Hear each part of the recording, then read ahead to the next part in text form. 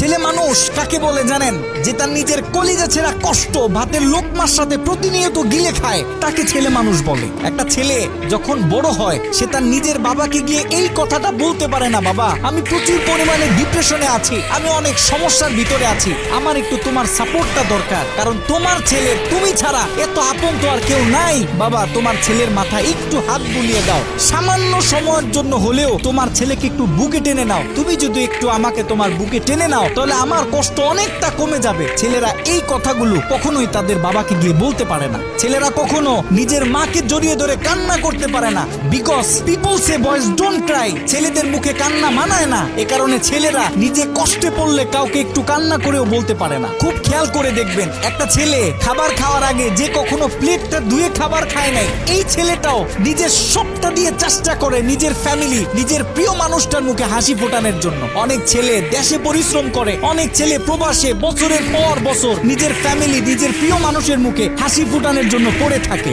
দিন শেষে ছেলেদের মুখে হাসি ফোটানোর মতো কাউকে পাওয়া যায় না। আমি মনে করি boys are the best actor in the world. এই পৃথিবীতে ছেলেরা হচ্ছে সব থেকে বড় অভিনেতা, কারণ ছেলেরা নিজেদের বুকে হাজারো লক্ষ কষ্ট পুঁতে রেখেও মুখে হাসি নিয়ে চলে, কারণ সে জানে আজকে আমি যদি ভেঙে পড়ি তাহলে আমার পুরো ফ্যামিলিটা অস্তিত্বহীন হয়ে যাবে।